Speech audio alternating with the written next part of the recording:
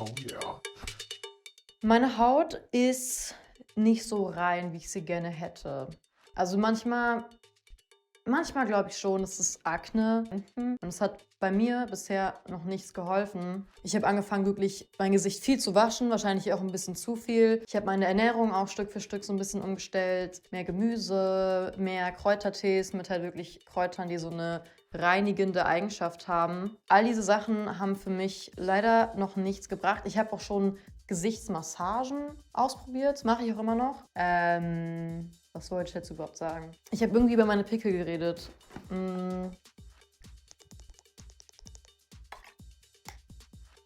Genau.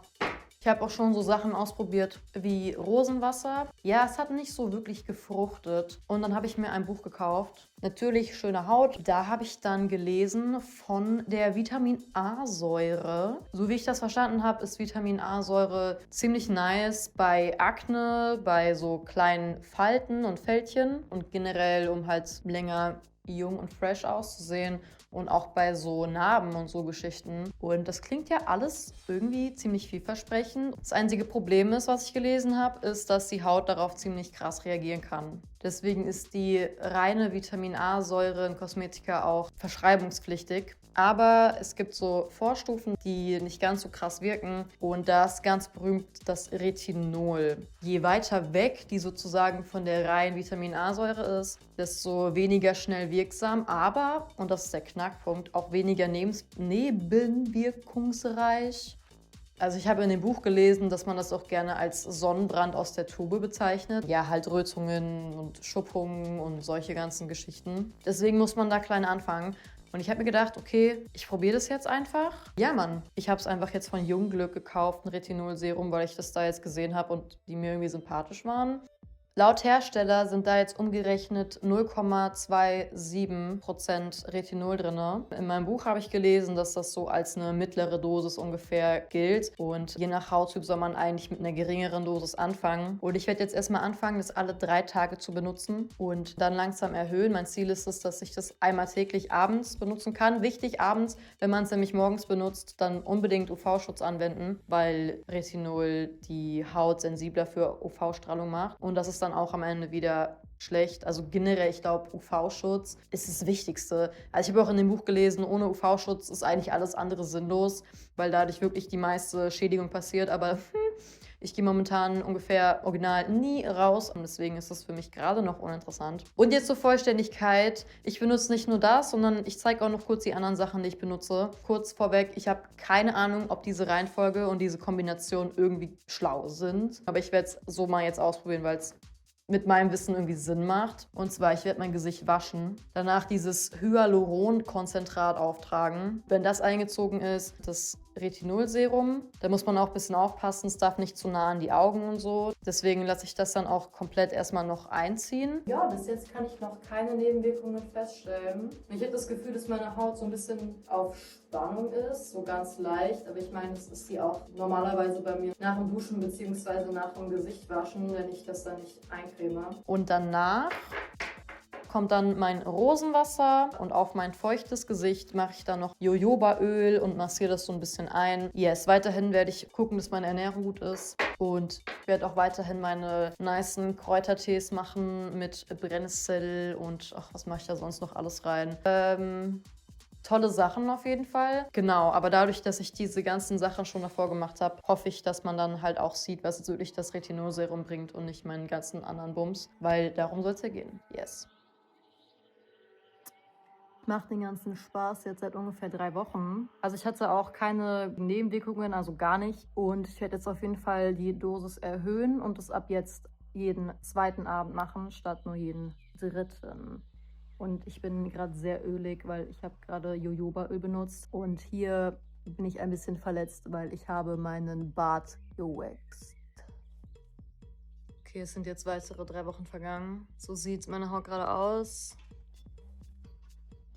Immer noch ziemlich heftig. Also ich habe nicht das Gefühl, dass mir das irgendwas bringt. Bisher zumindest. So wahrscheinlich dauert es auch einfach voll lange, bis da wirklich sichtbare Veränderungen auftreten. Ja, würde mich schon freuen, wenn sich da nochmal irgendwie was ändern würde. Ich werde jetzt auf jeden Fall meine Dosis wieder erhöhen auf einmal täglich und dann mal gucken, ja, was passiert, ne? Weil ich denke, meine Haut hat sich sehr gut jetzt schon dran gewöhnt. Ich hatte wirklich keine Nebenwirkungen, nie irgendwas, deswegen das ist schon mal gut. So, Fazit zu meinem Retinol gegen Pickel-Experiment. Ich weiß gar nicht, wie viel Zeit jetzt noch vergangen ist seit dem letzten Video. Moment. Ich habe das ganze Ding angefangen vor 3 Monaten, danach 3 Wochen und dann nochmal 3 Wochen. Sind 6 Wochen. Das sind 1,5 Monate. Okay, es sind jetzt nochmal 1,5 Monate vergangen, also 6 Wochen ungefähr.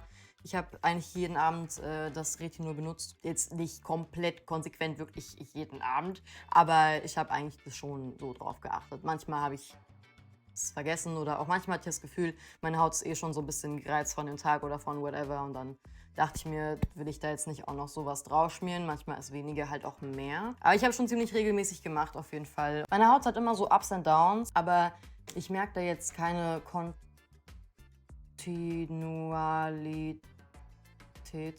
Ja, also ich merke jetzt nicht irgendwie, dass das wirklich die ganze Zeit irgendwie konstant besser wird oder dass sich da eine genaue Richtung irgendwie ableiten lässt. Mensch, Alter, ich kann überhaupt nicht reden. Aber natürlich muss ich jetzt ein Video machen. Ja, natürlich. Komplett übermüdet und eigentlich auch hungrig. Natürlich jetzt. Wenn nicht jetzt, wann dann? Bitte sag's mir. So, also, ich habe nicht das Gefühl, dass es irgendwie kontinuierlich irgendwas besser macht. Weil manchmal denke ich mir, oh krass, meine Haut ist viel besser geworden und voll geil. Und dann, keine Ahnung, ein paar Tage später merke ich, okay, nee, da ist immer noch was im Busch. Ich werde jetzt das Experiment quasi beenden. Also ich werde es immer noch weiter benutzen, weil ich will das Fläschchen noch leer machen. Ich bin jetzt ungefähr so bei der Hälfte und ich kann es ja noch benutzen. Weil ich meine, ich merke auch nicht, also ich habe auch nicht das Gefühl, dass das irgendwie mir schadet. Also vielleicht kommen mir auch noch Effekte. Ich meine, Retinol hat ja noch mehr positive Effekte, außer dass es jetzt irgendwie bei Akne und Pickel helfen soll. Genau, also alleine aus dem Grund lohnt es sich, das weiter zu benutzen. Aber jetzt für meinen Zweck hat es jetzt nicht irgendwie krass viel rausgeholt. Aber gut, ich habe es vielleicht auch nicht wirklich lang genug benutzt.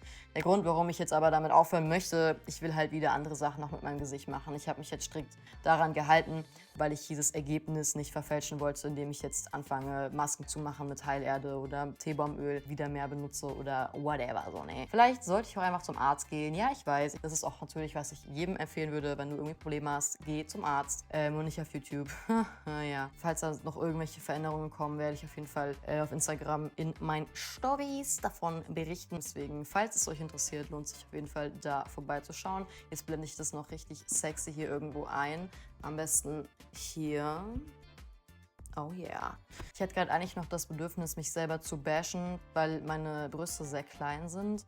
Aber irgendwie dachte ich mir, ich lasse es einfach sein, weil alle Körper sind schön und so, you know?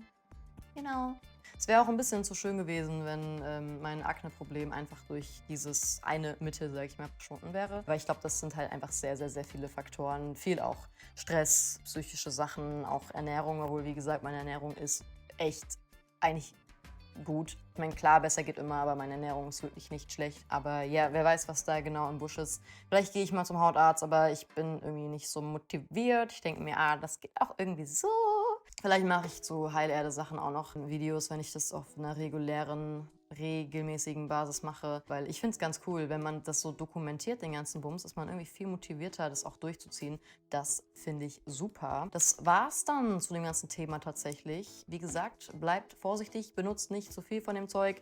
Generell benutzt nicht einfach irgendwas und ohne Kopf und geht einfach zum Arzt am besten, dann ist, jawohl, geht zum Arzt, aber euer Kopf muss auch arbeiten, so, ne? Ihr müsst selber auch mit anpacken und es auch wollen, ganzheitlich, ja, weil sonst kann der Arzt da auch nichts machen, so, ja, aber das ist jetzt wieder ein bisschen abgeschweift. Ja, genau. Cool, das war's. Bis dann.